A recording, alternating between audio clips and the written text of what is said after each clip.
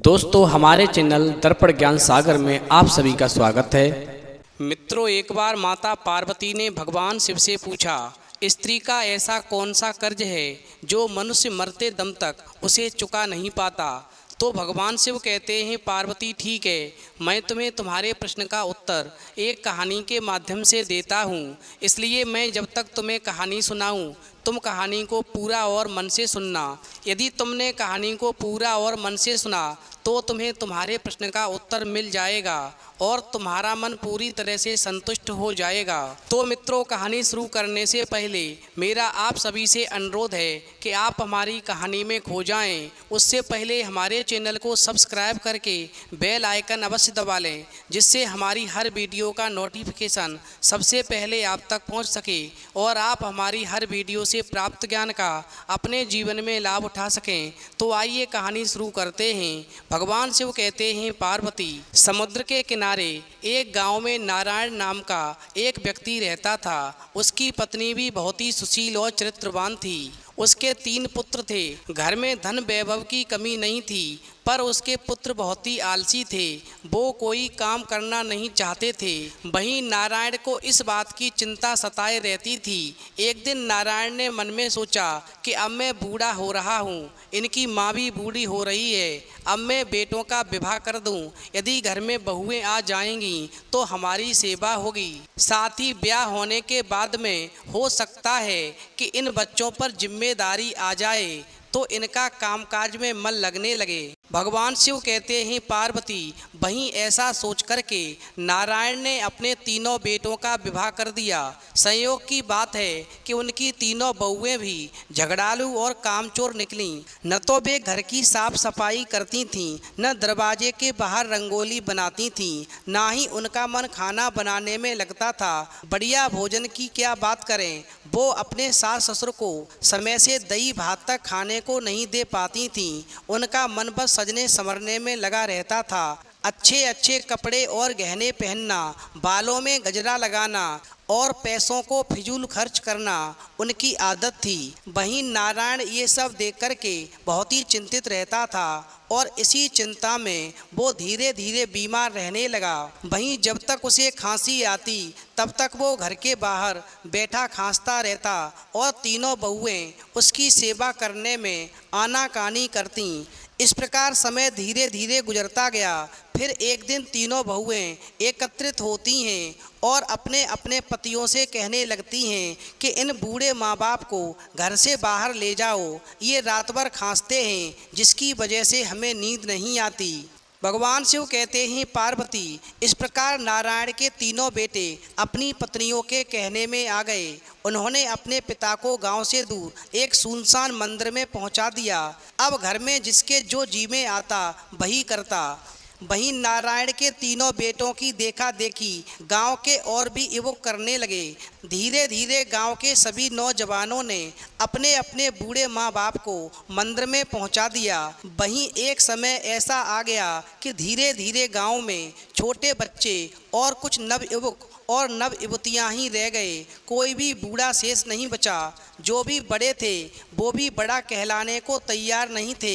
अब तो गांव में दादा दादी और नाना नानी कहलाने वाला कोई नहीं रहा। भगवान शिव कहते हैं, पार्वती, वहीं कुछ ही दिन बीते थे कि एक दिन समुद्र में तूफान आया। गांव तक लहरें आ गईं। गांव में कोई बड़ा नहीं था जो बाढ़ से बचने के उपाय बताता।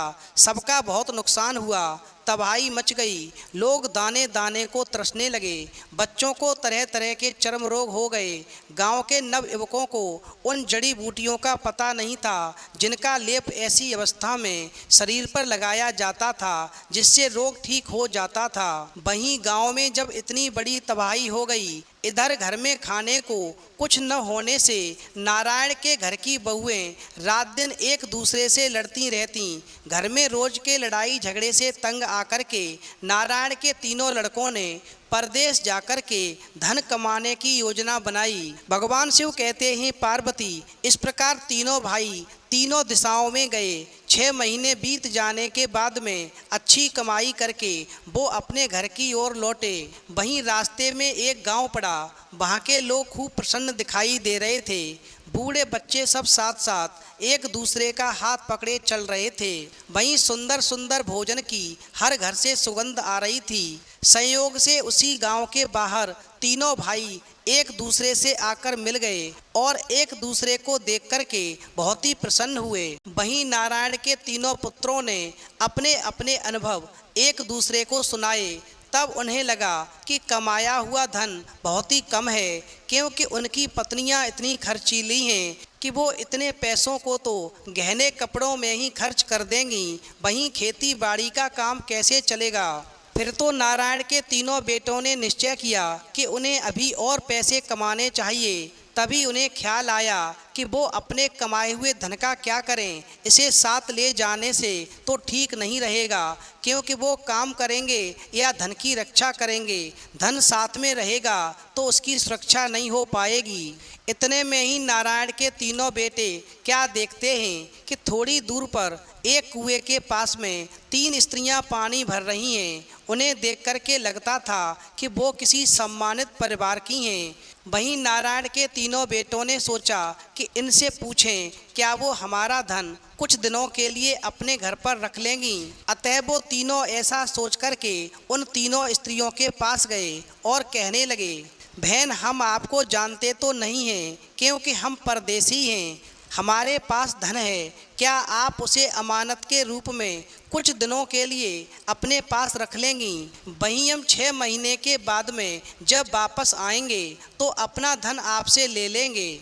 भगवान शिव कहते हैं, पार्वती फिर तो नारायण के तीनों बेटों की बात को सुनने के बाद में पहली स्त्री कहने लगी, हाँ भाई मैं तुम्हारा धन रख लूँगी। मेरा नाम क्षमा है। अभी तो हम कुएं पर हैं, हम आपका धन अवश्य सुरक्षित रख देंगे। बस शर्त हमारी इतनी है कि आप अपनी अमानत वहाँ लेने आना जहाँ पर हम मिलें और जिसके पेट में दांत हों। वहीं दूसरी स्त्री दूसरे भाई से कहने लगी, भाई मेरा नाम दया है, मैं आपकी अमानत रख लूँगी, लेकिन आप अपनी अमानत वहाँ लेने आना जहाँ पर हम मिलें और जिसके पेट में पानी हो। वहीं तीसरी स्त्री नारायण के तीसरे बेटे से कहने लगी, अरे भाई मेरा नाम श्रद्धा है और हम आपकी अमानत को अपने पास सुरक्षित रख लेंगे, लेकिन आप अपनी अमानत जब हमारे पास से वापस लेने आएँ तो वहाँ लेने आना जहाँ पर हम मिलें और जिसके पेट में मूंछ हो। भगवान शिव कहते हैं, पार्वती इस प्रकार तीनों भाई इन शर्तों को सुनकर के चकराए और पूछ बैठे, बहनों आपने ऐसी शर्त क्यों रखी है और इस शर्त का क्या अर्थ है। वहीं वो तीनों कहने लगी, शर्त इसलिए रखी है कि इसके बारे में केवल आप लोग ही जानते हैं। हमें विश्वास रहेगा कि अपना धन आप लोग ही लेने आएंगे। जहाँ तक इनके अर्थ की बात है तो इसका मतलब तो कोई बड़ा बूढ़ा अनुभवी व्यक्ति बता सकता है। वहीं तीनों भाइयों ने सोचा, ये बात तो जब हम लौटेंगे तो यहाँ किसी गांव वाले से पूछ लेंगे। कम से कम ये तो निश्चित है कि इनके पास में हमारा धन सुरक्षित रहेगा। अभी हम इनके पास धन को रख कर के और धन को कमाने के लिए परदेश में चलें। भगवान शिव कहते हैं, पार्वती इस प्रकार नारायण के तीनों बेटों ने अपना सारा धन उन तीनों स्त्रियों के पास रख दिया और खुशी खुशी धन रखने के बाद में धन कमाने के लिए परदेश चले गए। वहीं 6 महीने बीतने पर वो तीनों भाई फिर लौटे और उसी कुएं पर बैठे जिस कुएं पर उन तीनों स्त्रियों से मुलाकात हुई थी। वहीं लंबी प्रतीक्षा के बाद भी उन स्त्रियों का कुछ भी पता नहीं चला। फिर तो उन्होंने गांव के लोगों से उन स्त्रियों का नाम बताकर उनका पता ठिकाना पूछा तो गांव का एक वृद्ध कहने लगा, अरे भाई हमारे गांव में हर घर में रहने वाली स्त्री दया, क्षमा और श्रद्धा का रूप है। सब में इतनी क्षमा है कि कोई चोर के पकड़े जाने पर भी उसे चोट नहीं पहुंचाता। सब में इतनी दया है कि कोई भिखारी हमारे यहाँ से भूखा नहीं लौटता। और श्रद्धा तो हमारे गांव की हर स्त्री में है, क्योंकि वो सब अपने से बड़ों का आदर करती हैं, उन्हें सम्मान देती हैं। अब तुम बताओ कि तुम लोग किसको ढूंढ रहे हो। वहीं गांव के वृद्ध की बात को सुनकर के तीनों नारायण के बेटे हैरान हो गए। तब उन्होंने अपनी वो शर्तें दोहराई जो उन स्त्रियों ने बताई थीं। तो वृद्ध कहने लगा, ये बात तुम्हें मैं नहीं बता सकता, ये बात तो तुम्हें किसी अपने बुजुर्ग से ही पूछ लेनी चाहिए। मैं इसके बारे में तुम्हें कुछ भी नहीं बता पाऊंगा। वहीं तीनों भाई उदास होकर के अपने घर की ओर चले और चलते चलते छोटे भाई को याद आया कि अरे भाई, इन शर्तों का मतलब हमें अपने माता पिता के पास चलकर पूछ लेना चाहिए। वहीं सबसे बड़ा भाई कहने लगा, भाई क्या बात करते हो, हमने बुढ़ापे में अपने माँ बाप की सेवा नहीं की, उन्हें घर से निकाल करके मंदिर में पहुँचा दिया। अब हम उनके पास में कौन सा मुंह लेकर के जाएंगे, हमने उनके साथ में आज तक अच्छा व्यवहार नहीं किया है। वहीं बीच वाला भाई कहने लगा, अरे भूल किससे नहीं होती, हमें अपने पिता के पास चलने में कैसी शर्म है, चलो माता पिता के पास चलते हैं। भगवान शिव कहते हैं, पार्वती, आखिरकार वो तीनों अपने माता पिता के पास मंदिर में पहुँचे और वहीं वर्षों के बाद अपने पुत्रों को देख करके नारायण और उसकी पत्नी बहुत ही प्रसन्न हुए। उनकी खुशी का ठिकाना नहीं रहा, क्योंकि विद्वान भी कहते हैं, अगर माँ ने ममता लुटाई न होती तो ममता मई माँ कहाई न होती। वहीं इस प्रकार बूढ़े माता पिता ने अपने तीनों बच्चों को गले से लगा लिया और उनके आने का कारण पूछा। वहीं लड़कों ने अपने आने का कारण बताया। वहीं तीनों शर्तें बताईं। फिर तो तीनों शर्तें सुनकर के नारायण और उसकी पत्नी कहने लगे, तुम एक काम करो, उस गांव में जिस घर में आम, नारियल और अनार के पेड़ हों, तुम वहां पर जाओ, तुम्हें वहां पर वो तीनों स्त्रियां मिल जाएंगी। वहीं नारायण आगे कहने लगा कि तुम में से जिसको भी स्त्री ने पेट में पानी होने की बात कही है, वो नारियल के पेड़ वाले घर में चला जाए, और जिसको पेट में दांत होने की बात कही है, वो अनार के पेड़ वाले घर में चला जाए, और जिसको पेट में मूंछ के लिए कहा है, वो आम के पेड़ वाले घर में चला जाए। भगवान शिव कहते हैं, पार्वती, इस प्रकार इतना सुनते ही तीनों भाई पीछे गांव में लौटे और घरों को खोज लिया, और तीनों भाई अपना अपना धन लेने के लिए क्षमा, श्रद्धा और दया के घर पहुंच गए और खुशी खुशी अपना धन ले लिया। वहीं धन लेने के बाद में क्षमा, श्रद्धा और दया उन तीनों व्यक्तियों के सामने आ गईं, जिन्होंने अपने बूढ़े माँ बाप की सेवा नहीं की थी और उन्हें घर से निकाल दिया था। वहीं क्षमा, श्रद्धा और दया उन तीनों व्यक्तियों से कहने लगीं, तुम्हें तुम्हारा धन तुम्हारे बूढ़े माँ बाप की वजह से मिला है, जिनके बुढ़ापे पर तुम्हें तनिक भी दया नहीं आई और तुमने अपने बूढ़े माँ बाप को घर से बाहर निकाल दिया और एक मंदिर में पहुँचा दिया। हमेशा एक बात का ध्यान रखना, माँ बाप चाहे कितने भी बूढ़े क्यों न हो जाएं, संतान को उनकी सेवा अवश्य ही करनी चाहिए, क्योंकि आज तुम्हें जब ज़रूरत पड़ी तो तुम अपने बूढ़े माँ बाप के पास पहुँच गए और उनके ज्ञान के आधार पर ही तुम हमारे पास तक पहुँच सके, जिससे तुम्हें तुम्हारा धन मिल सका। और यदि जिस प्रकार तुमने अपने बूढ़े माँ बाप को ठुकरा दिया था, घर से निकाल दिया था, यदि वो भी तुम्हारी तरह करते और तुम्हारी किसी भी बात का जवाब नहीं देते, तो शायद तुम हमारे पास तक नहीं पहुँच पाते और ना ही तुम्हारा धन तुम्हें मिल पाता। हमेशा ध्यान रखना, माँ बाप जब बूढ़े हो जाते हैं, भले ही वो कमाई करके नहीं दे सकते, परंतु आपके बच्चों में अच्छे संस्कार पैदा करके आपकी आने वाली पीढ़ी को महान बना सकते हैं। जिस प्रकार पेड़ पर जब फल आना बंद हो जाते हैं तो लोग उसे कटवा देते हैं, मगर वो ये नहीं सोचते कि जिस पेड़ ने जीवन भर फल दिया है, यदि अब वो फल देना बंद हो गया, यानी पेड़ बूढ़ा हो गया, तो कटवाना नहीं चाहिए, क्योंकि उसने जीवन भर हमें मीठे फल दिए हैं। और अब जब पेड़ बूढ़ा हो गया, यानी फल देना बंद हो गया है, फिर भी वो हमें छाया अवश्य दे रहा है। अंत में दया कहती है कि जो अपने बूढ़े माँ बाप पर दया नहीं करता, उसके ऊपर मैं कभी दया नहीं करती।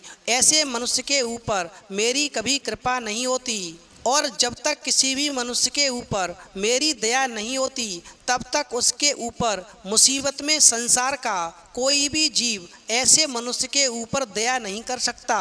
इसलिए हमेशा ध्यान रखना, मनुष्य कभी भी अपने बूढ़े माँ बाप का वो कर्ज नहीं उतार सकता जो कर्ज माँ ने 9 महीने पेट में रख कर के आपको पाला है, असहनीय दर्द सहा है, स्वयं गीले में सो कर के तुम्हें सूखे में सुलाया है, तुम्हें हर पल सुख देने के लिए मेहनत मजदूरी की है और तुम्हें शिक्षित बनाया है। क्योंकि हर माँ बाप का एक सपना होता है कि उनकी संतान बुढ़ापे में उनकी सेवा करे, और यदि वही संतान बड़े होकर के अपने बूढ़े माँ बाप को घर से बाहर निकाल दे तो ऐसी संतान को संसार में सुख भोगने का अधिकार नहीं होता। ऐसे मनुष्य जो अपने बूढ़े माँ बाप को दुखी रखते हैं, उन्हें घर से निकाल देते हैं, उनको परेशान करते हैं, वो एक जन्म क्या 7 जन्मों तक दुखी रहते हैं। इसीलिए ध्यान रखना, यदि मनुष्य को अपने जीवन में सुख भोगना है तो उसको 9 चीज़ें कभी भी नहीं भूलनी चाहिए। जो मनुष्य इन 9 चीज़ों को कभी भी नहीं भूलता उसके जीवन में सर्व सुख की प्राप्ति होती है, जीवन में किसी भी प्रकार का कोई कष्ट नहीं होता। ऐसा मनुष्य राजसी सुख भोगता है। वहीं दया रूपी स्त्री की बात सुनकर के नारायण के तीनों बेटे कहने लगे, माते हमें ये बताओ वो 9 चीज़ें कौन सी हैं जो हमेशा हमें याद रखनी चाहिए, कभी उनको भूलना नहीं चाहिए, जिनको याद रखने से जीवन भर सुख की प्राप्ति होती है। तो दया कहने लगती है, मैं तुम्हें उन 9 चीज़ों के बारे में बताती हूँ। नंबर 1, हमें माता पिता का प्यार, उनकी सेवा, उनका त्याग, उनके द्वारा मिला संस्कार, उनके द्वारा दी गई शिक्षा को कभी नहीं भूलना चाहिए। हमारा अस्तित्व उन्हीं से है। नंबर 2, अपने तथा पराये गुरुजनों तथा दोस्तों सभी का हमारे कर्म पथ पर योगदान होता है, हमें उन्हें नहीं भुलाना चाहिए। नंबर 3, हमें प्रकृति का दुलार कभी भी नहीं भूलना चाहिए, क्योंकि जन्म से लेकर मृत्यु तक हमें प्रकृति की ज़रूरत रहती है, और यदि मनुष्य प्रकृति की रक्षा नहीं करता तो उसको प्रदूषण का सामना करना पड़ता है। नंबर 4, किसी के द्वारा किए गए उपकार को कभी भी नहीं भूलना चाहिए। जब कोई हम पर किसी तरह का उपकार करता है तो हमें उस उपकार का बदला जितना संभव हो चुकाने का प्रयास करना चाहिए। हमें अपने जीवन के लक्ष्य के साथ साथ धरती पर आने का उद्देश्य भी कभी नहीं भूलना चाहिए। नंबर 7, माता पिता परिवार समाज देश और दुनिया के प्रति हमारे कुछ कर्तव्य हैं, उन्हें कभी भी नहीं भूलना चाहिए। अगला, पशु पक्षियों के बिना दुनिया सूनी और नीरस है, इनकी उपस्थिति से दुनिया बहुत ही खूबसूरत लगती है, अतः इनके प्रति भी हमारे कुछ दायित्व हैं, उन्हें निभाना नहीं भूलना चाहिए। अगला, किसी का कोई सामान या पैसा लेने के बाद में अवश्य लौटाना चाहिए, उसे पैसों को लौटाना कभी भी नहीं भूलना चाहिए। वहीं अंत में दया ने कहा कि मौत जिंदगी की एक सच्चाई है, इस सच्चाई को भी कभी भी नहीं भूलना चाहिए, इससे हम गलत कार्यों से बचे रहेंगे। मित्रों, इस प्रकार कहानी सुनने के बाद में माता पार्वती कहती हैं, प्रभु वास्तव में माँ बाप का ये कर्ज औलाद कभी भी नहीं चुका सकती है, परंतु मेहनत और सेवा करके थोड़ा सा कम कर सकती है। इसलिए हर संतान को अपने बूढ़े माँ बाप की सेवा अवश्य करनी चाहिए। तो यदि आप भी अपने माँ बाप से प्यार करते हैं तो अपने माता पिता के लिए एक लायक अवश्य करें, और आज ही ये वचन लें कि आप अपने माता पिता की सेवा अवश्य करेंगे, उनको बुढ़ापे में कष्ट नहीं देंगे। तो मित्रों, यदि आपको वीडियो पसंद आई हो तो प्लीज़ आप हमारे चैनल को सब्सक्राइब करें और भगवान शिव और पार्वती के लिए एक लाइक करना न भूलें।